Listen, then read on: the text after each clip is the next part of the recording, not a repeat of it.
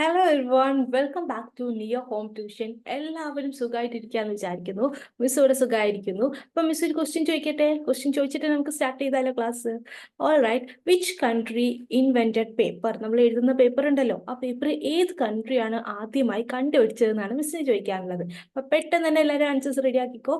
ഈ ക്ലാസ്സിന്റെ last miss answer പറഞ്ഞുതരാം. ഓക്കെ, സോ നമുക്ക് ചാപ്റ്റർ സ്റ്റാർട്ട് ചെയ്താലോ? നമ്മൾ എടുക്കുന്ന ചാപ്റ്റർ നമ്മുടെ ഫസ്റ്റ് ചാപ്റ്റർ ആയിട്ടുള്ള സൊല്യൂഷൻസ് ആണ്. സൊല്യൂഷൻസ് എന്ന വളരെ ഈസി ആയിട്ടുള്ള ചാപ്റ്റർ ആണ്. വളരെ അധികം എല്ലാവർക്കും അറിയാവുന്ന കാര്യങ്ങളാണ്. പക്ഷെ നമുക്ക് പെട്ടെന്ന് തന്നെ പൊടി തട്ടിയെടുക്കാം. ഓൾറൈറ്റ്. സോ എന്താണ് സൊല്യൂഷൻ? എല്ലാവരും ഒന്ന് പറഞ്ഞേ, എന്താണ് സൊല്യൂഷൻ? സൊല്യൂഷൻ എന്താന്ന് ചോദിച്ചു കഴിഞ്ഞാൽ നിങ്ങൾ എന്താ പറയണ്ടേ? It is A homogeneous mixture of two or more substances. Okay, അതൊരു ഹോമോജീനിയസ് മിക്സ്ചർ ആണ് എന്നാണ് പറയേണ്ടത്. അപ്പൊ എന്താണ് ഹോമോജീനിയസ്? ഹോമോ മീൻസ് സെയിം എന്നാണ്. എന്താണ് ഹോമോ മീൻസ് സെയിം എന്നാണ്. സോ അതൊരു ഹോമോജീനിയസ് മിക്സ്ചർ എന്ന് പറഞ്ഞാൽ രണ്ടും ഒരേ കോൺസെൻട്രേഷൻ അല്ലെങ്കിൽ ഒരേ ലെവലിൽ വരുന്നത്, നമുക്ക് സെപ്പറേറ്റ് ചെയ്യാൻ പറ്റാത്തവരെയാണ് ഹോമോജീനിയസ് മിക്സ്ചർ എന്ന് പറയാം. ഇപ്പൊ നമ്മൾ പഞ്ചസാരയും വെള്ളവും എടുത്തു കഴിഞ്ഞാൽ അത് ഡിസോൾവ് ആയി കഴിഞ്ഞാൽ അതിൽ പഞ്ചസാര ഇട്ടിട്ടുണ്ടോ എന്ന് നമുക്ക് അറിയാൻ പറ്റുമോ? ഇല്ല, നമുക്ക് പഞ്ചസാരയും വെള്ളത്തിനെ സെപ്പറേറ്റ് ചെയ്ത് കാണാൻ പറ്റില്ല. അതൊരു ഒറ്റ ലെയർ ആയിട്ടേ നമുക്ക് കാണാൻ പറ്റൂ, അല്ലേ? സോ അതെന്താണ്? അതൊരു ഹോമോജീനിയസ് മിക്സ്ചർ ആണ്. അങ്ങനെ രണ്ടിനെയും സെപ്പറേറ്റ് ചെയ്യാൻ പറ്റാതെ നമുക്ക് രണ്ടും ഒന്നായിട്ട് സെപ്പറേറ്റ് ചെയ്യാൻ പറ്റും. പല ടെക്നിക്സ് ഉണ്ട്. പക്ഷെ ഒറ്റ നോട്ടത്തിൽ നമുക്കതൊരു ഒറ്റ സിംഗിൾ ലെയർ ആയിട്ട് കാണുന്നതെന്നുണ്ടെങ്കിൽ അതിനെയാണ് നമ്മൾ എന്ത് വിളിക്കുക? നന്നായി മിക്സ് ആവുന്നുണ്ടെങ്കിൽ അതിനെയാണ് നമ്മൾ എന്ത് വിളിക്കുക? ഹോമോജീനിയസ് എന്ന് വിളിക്കുക. ഓക്കെ, സോ അങ്ങനെയുള്ള homogeneous mixture of two or more സബ്സ്റ്റൻസസിനെയാണ് നമ്മൾ എന്ത് വിളിക്കുക? ഒരു സൊല്യൂഷൻ എന്ന് വിളിക്കുക. ഇനി സൊല്യൂഷന് എത്ര കോമ്പോണന്റ് ഉണ്ട്? സൊല്യൂഷന് മെയിനായിട്ട് രണ്ട് കോമ്പോണന്റ് ആണുള്ളത്. ഒന്ന് സൊല്യൂട്ടും മറ്റൊന്ന് സോൾവെന്റുമാണ്. എന്തൊക്കെയാണ്? ഒന്ന് സൊല്യൂട്ടും മറ്റൊന്ന് സോൾവെന്റും ആണ്.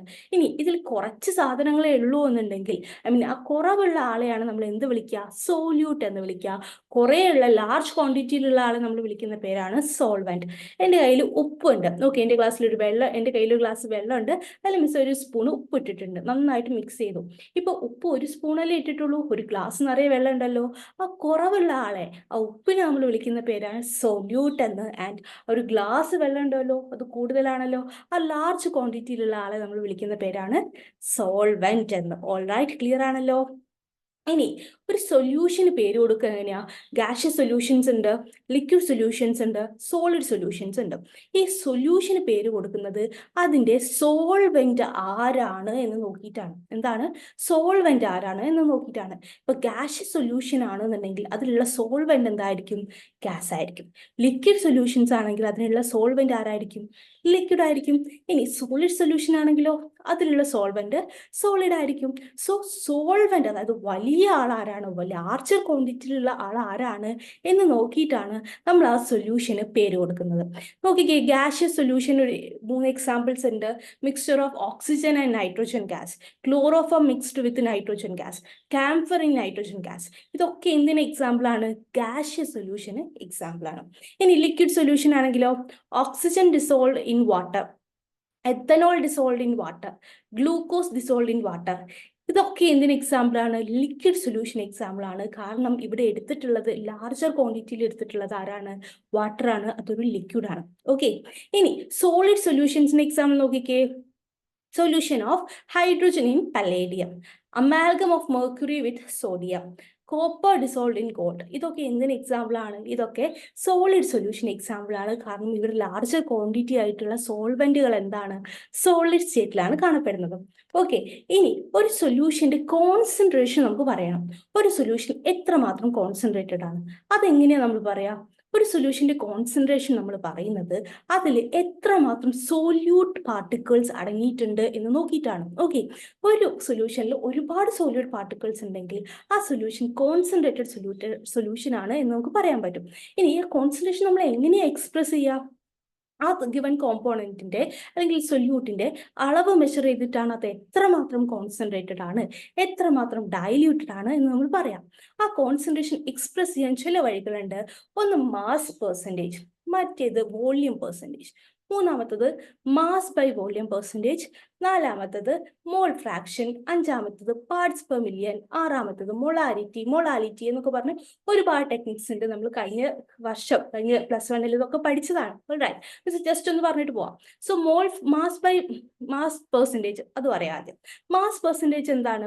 മാസ് പെർസെൻറ്റേജ് ഏത് കോമ്പണന്റിന്റെ മാസ് പെർസെൻറ്റേജ് ആണോ കാണേണ്ടത് അതിന്റെ mass divided by total mass of the solution into 100.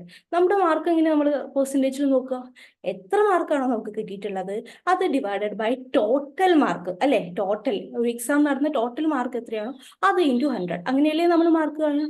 അതേപോലെ തന്നെയാണ് ഇവിടെയും നമ്മൾ മാസ് പെർസെൻറ്റേജ് കാണുന്നത്. ഇനി വോള്യൂം പെർസെൻറ്റേജ് ആണെങ്കിലോ നമുക്ക് തന്നിട്ടുള്ള സൊല്യൂഷന്റെ അല്ലെങ്കിൽ സൊല്യൂഷൻ നമുക്ക് ഏത് കോമ്പണന്റ് ആണോ കാണേണ്ടത് അതിന്റെ volume divided by total volume of the solution into 100 അല്ലേ? ഇനി മാസ് ബൈ വോള്യൂം പെർസെൻറ്റേജ് ആണെങ്കിലോ mass of the component divided by volume of the solution into 100. Okay, ഇനി ഇതേപോലെ തന്നെയാണ് മൊളാരിറ്റി ഒക്കെ അല്ലേ? മോൾ ഫ്രാക്ഷനും പാർട്സ് പെർ മില്യണും ഒക്കെ. പാർട്സ് പെർ മില്യൺ ഒരു പുതിയ ടേം ആണ് അല്ലെ? മില്യൺ എല്ലാവരും യൂട്യൂബിലാണ്, എല്ലാവർക്കും മില്യൺ അടിക്കുന്ന കാലമാണ് അല്ലെ? എല്ലാവർക്കും 1 മില്യൺ ആണ്. അപ്പൊ നോക്കിക്കേ, എന്താണ് മില്യൺ എന്ന് പറഞ്ഞാൽ? എല്ലാവർക്കും അറിയാം, മില്യൺ എന്ന് പറഞ്ഞാൽ 10 lakhs ആണ്. 1 million is equal to 10 lakhs അല്ലെ? സോ പാർട്സ് പെർ മില്യൺ എന്ന് പറഞ്ഞാൽ എന്താണ്? Number of parts of the component divided by total number of parts of all component in the solution into 10⁻⁶. 10⁻⁶ഓ അതെന്താ മിസ്സേ? യെസ്, 10⁻⁶ എന്ന് പറഞ്ഞാൽ ഒന്നുമില്ല, 10 lakhs അല്ലെ? അത് നമ്മൾ ഷോർട്ടാക്കി എഴുതിയതാണ് 10 lakhs, 10⁻⁶ എന്നുള്ളത്. ഓൾറൈറ്റ്, സോ ഇങ്ങനെയാണ് നമ്മൾ എന്ത് ചെയ്യുക? അതിന്റെ കോൺസെൻട്രേഷൻ ടേംസിനെ എക്സ്പ്രസ് ചെയ്യുന്നത്. ഓക്കെ, ഇനി എന്താണ് സോലുബിലിറ്റി? നോക്കിക്കേടാ, എന്താണ് സോലുബിലിറ്റി എന്ന് പറഞ്ഞാല്? സോ മിസ് പറഞ്ഞത് സിമ്പിൾ ആയിട്ട് പറഞ്ഞു കഴിഞ്ഞാൽ എന്താണ് സോലുബിലിറ്റി? സോ മിസ്സിന്റെ കയ്യിൽ ഒരു ഗ്ലാസ് വെള്ളമുണ്ട്. ഓക്കെ, ഇമാജിൻ ചെയ്യാം, മിസ്സിന്റെ കയ്യിൽ ഒരു ഗ്ലാസ് വെള്ളമുണ്ട്. അതിലോട്ട് മിസ് 1 സ്പൂൺ പഞ്ചസാര ഇട്ട് നന്നായിട്ട് ഇളക്കി ഡിസോൾവ് ആയി. 2 സ്പൂൺ പഞ്ചസാര ഇട്ട് നന്നായിട്ട് ഇളക്കി ഡിസോൾവ് ആയി.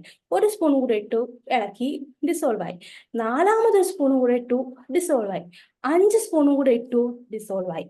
പക്ഷെ 6ാമതൊരു സ്പൂൺ പഞ്ചസാരയും കൂടെ ഇട്ട് മിസ് ഇളക്കുന്ന സമയത്ത് അത് ഡിസോൾവ് ആവുന്നില്ല. ഓക്കെ, അത് ഡിസോൾവ് ആവുന്നില്ല. വിച്ച് മീൻസ് അതിന്റെ കപ്പാസിറ്റി അത് എത്തിക്കഴിഞ്ഞു. അത് അത്ര മാത്രമേ അതിനെ അലിയിക്കാൻ പറ്റുള്ളൂ. അതിൽ 5 സ്പൂൺ പഞ്ചസാരയെ മാക്സിമം ആണ്. 6ാമതൊരു സ്പൂൺ മിസ് ഇട്ടപ്പോൾ അത് അലിയുന്നില്ല. സോ ആ maximum amount of solute, solubility is the maximum amount of solute that can be dissolved in a specified amount of solvent at a specific temperature. So അതിന്റെ maximum കപ്പാസിറ്റിയിലുള്ള solute അത് അലിയിച്ചു കളഞ്ഞു. Okay, so ആ maximum amount of സൊല്യൂട്ടിനെയാണ് നമ്മൾ എന്ത് വിളിക്കുക? Solubility എന്ന് വിളിക്കുക. Okay, 6ാമതൊരു spoon ഇട്ടപ്പോൾ അത് അലിഞ്ഞോ? ഇല്ല. കാരണം എന്താ? അതിന്റെ സോലുബിലിറ്റി അത് അറ്റൈൻ ചെയ്ത് കഴിഞ്ഞു. അതിൽ എന്ത് ചെയ്യാൻ പറ്റില്ല? അലിയിക്കാൻ പറ്റില്ല. സോ സോലുബിലിറ്റി എന്ന് പറഞ്ഞാൽ എന്താണ്? It is the maximum amount of solute that can be dissolved in a specified amount of solvent at a specific temperature. അത് ഇമ്പോർട്ടൻ്റ് ആണ്. കാരണം നമ്മൾ അവിടെ ചൂടാക്കാനോ തണുപ്പിക്കാനോ പാടില്ല. ആ ടെമ്പറേച്ചർ അവിടെ മെയിൻറ്റെയിൻ ചെയ്യുക എന്നുള്ളത് ഇമ്പോർട്ടൻ്റ് ആണ്. ഇനി സാച്ചുറേറ്റഡ് സൊല്യൂഷൻ എന്താണ്, അൺസാച്ചുറേറ്റഡ് സൊല്യൂഷൻ എന്താണ്?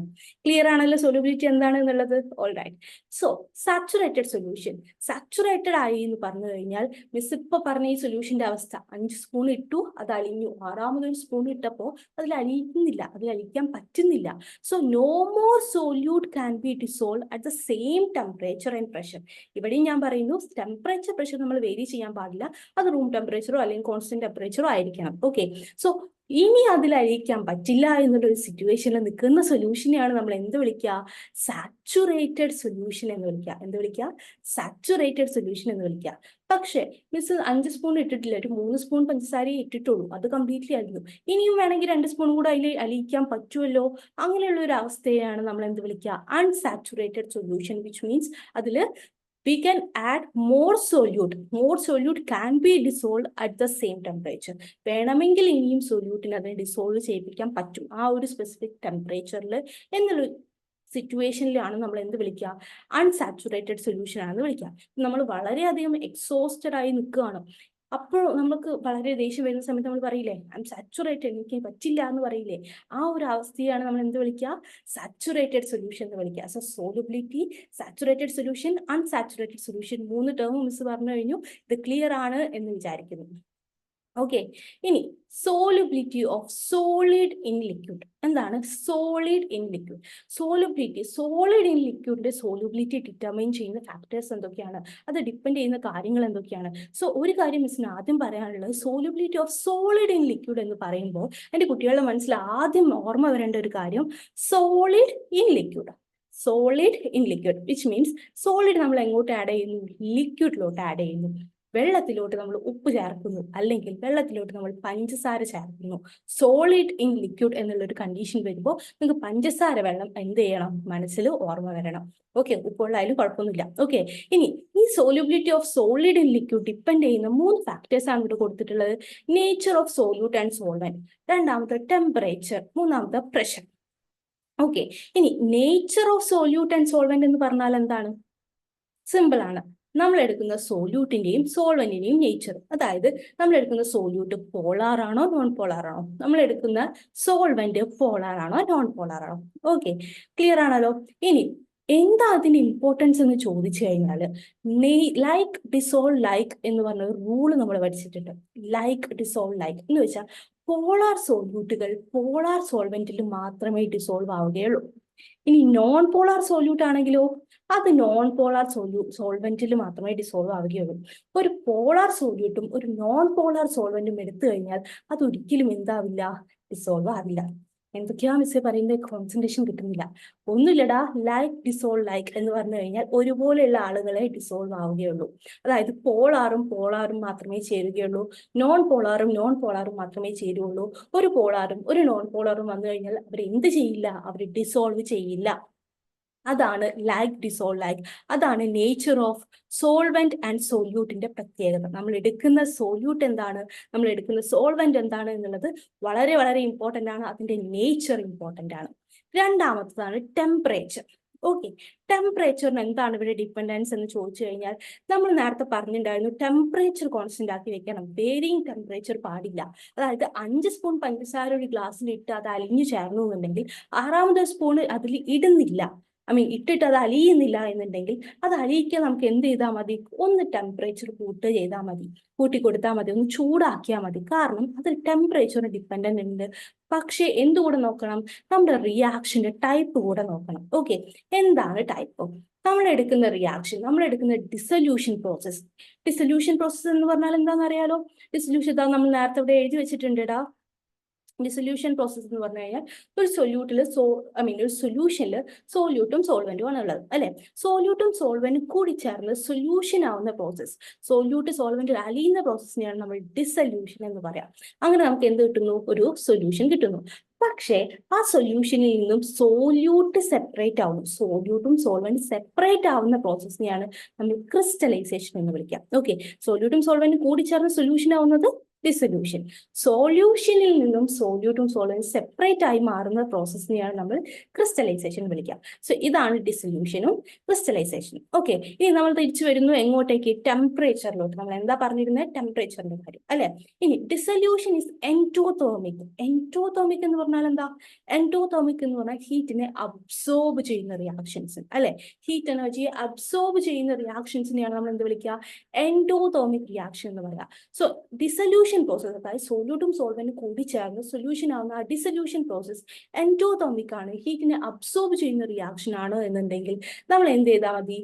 നമ്മൾ കുറച്ച് ടെമ്പറേച്ചർ റൈസ് ചെയ്താൽ മതി, ടെമ്പറേച്ചർ കൂട്ടിയാൽ മതി. വിച്ച് മീൻസ് നമ്മൾ ടെമ്പറേച്ചർ കൂട്ടിക്കഴിഞ്ഞാൽ അവിടെ എന്ത് സംഭവിക്കും? അവിടെ സോല്യൂബിലിറ്റി അല്ലെങ്കിൽ ഡിസൊല്യൂഷൻ പ്രോസസ് കൂടുതലായിട്ട് നടക്കും. Okay, so delta H is greater than 0, that is endothermic reaction ആണെങ്കിൽ solubility will increase with increasing temperature. Okay, temperature കൂട്ടിക്കഴിഞ്ഞാൽ സോല്യൂബിലിറ്റി ഇൻക്രീസ് ചെയ്യും. പക്ഷേ നമ്മുടെ റിയാക്ഷൻ, നമ്മുടെ ഡിസൊല്യൂഷൻ റിയാക്ഷൻ എന്ന് പറയുന്നത് എക്സോതെർമിക് ആണെങ്കിൽ, എന്താണ് എക്സോതെർമിക്? എക്സോതെർമിക് എന്ന് പറഞ്ഞാൽ എന്താ? എക്സിറ്റ് ചെയ്യുന്നു, ഹീറ്റിനെ പുറത്തോട്ട് കളയുന്നു. അങ്ങനെ എക്സോതെർമിക് റിയാക്ഷൻ ആണെങ്കിൽ ഓൾറെഡി സിസ്റ്റം ട്രൈ ചെയ്യുന്നത് എന്താണ്? ഹീറ്റിനെ പുറത്തോട്ട് കളയാണ്. അതിന്റെ ഇടയിൽ നമ്മൾ ടെമ്പറേച്ചർ കുറച്ചുകൂടെ കൂട്ടി കൊടുക്കേണ്ട ആവശ്യമുണ്ടോ?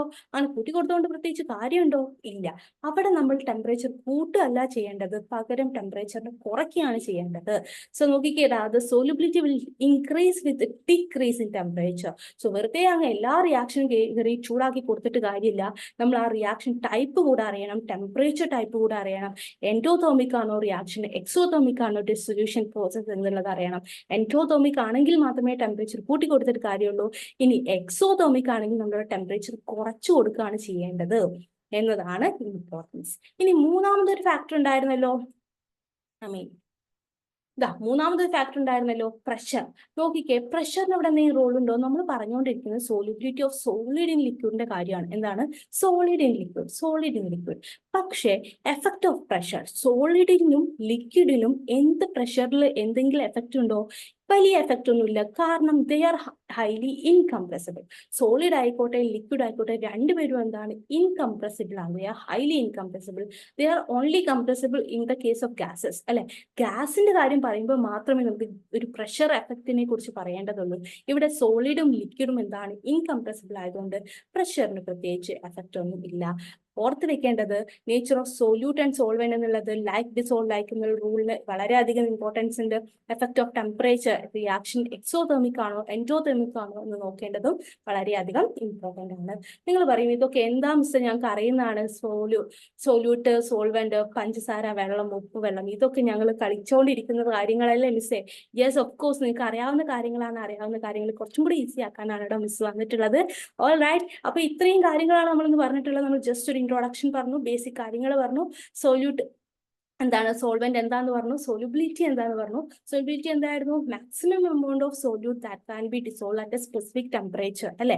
ആ ഒരു സ്പെസിഫിക് ടെമ്പറേച്ചറിൽ അലിയിക്കാൻ പറ്റുന്ന മാക്സിമം എമൗണ്ട് ഓഫ് സോല്യൂട്ടിനെയാണ് നമ്മൾ സോലുബിലിറ്റി എന്ന് പറയാം. ആൻഡ് അതേപോലെ തന്നെ വേറൊരു കാര്യം പറഞ്ഞാൽ solubility of solid in liquid. Solid in liquid എന്ന് പറയുമ്പോൾ ഓർമ്മ വരേണ്ടത് പഞ്ചസാര വെള്ളമാണെന്ന് മിസ് പറഞ്ഞു. അതിനെ ഡിപ്പെൻഡ് ചെയ്യുന്ന 3 ഫാക്ടേഴ്സ് ആണ് പറഞ്ഞിട്ടുള്ളത്. ഒന്ന് nature of solute and solvent, രണ്ടാമത്തെ ടെമ്പറേച്ചർ, മൂന്നാമത്തെ പ്രഷർ. ഓൾറൈറ്റ്, ഇത്രയും കാര്യങ്ങൾ പറഞ്ഞിട്ടുള്ള ഒരു ചെറിയ ക്ലാസ് ആണ്. എല്ലാവർക്കും മനസ്സിലായെന്ന് വിചാരിക്കുന്നു. ഞാൻ ക്ലാസ് അവസാനിപ്പിക്കുന്നതിന് മുന്നേ മിസ് ചോദ്യം ചോദിച്ചിട്ടുണ്ടായിരുന്നല്ലോ, നമ്മൾ എഴുതുന്ന ബുക്ക്, പെന്ന്, പെൻസിൽ, എന്താണ് ആ പേപ്പർ കണ്ടുപിടിച്ചത്, അല്ലെ? പെന്നും പെൻസിലൊക്കെ ഉപയോഗിച്ച് എഴുതുന്ന പേപ്പർ കണ്ടുപിടിച്ചത് ആരാണ് എന്നായിരുന്നു, ഏത് രാജ്യമാണ് എന്തായിരുന്നു ചോദിച്ചിട്ടുണ്ടായിരുന്നത്. ആൻസർ കിട്ടിയോ എല്ലാവർക്കും? All right, the right answer is China. Okay, ചൈനയാണ് നമ്മൾ എഴുതുന്ന പേപ്പർ കണ്ടുപിടിച്ചത്. അപ്പൊ എല്ലാവർക്കും ഇന്നത്തെ ക്ലാസ് ഇഷ്ടമായി വിചാരിക്കുന്നു. എന്തെങ്കിലും ഡൗട്ട് ഉണ്ടെങ്കിൽ നമ്മളെ അറിയിക്കുക, നമുക്ക് എന്ത് ചെയ്യാൻ പറ്റും, നമുക്ക് ക്ലിയർ ചെയ്യാൻ പറ്റും. All right, so once again എല്ലാവർക്കും ഒരു ഹാപ്പി ഡേ ആവട്ടെ എന്ന് വിചാരിക്കുന്നു. So once again thank you so much everyone.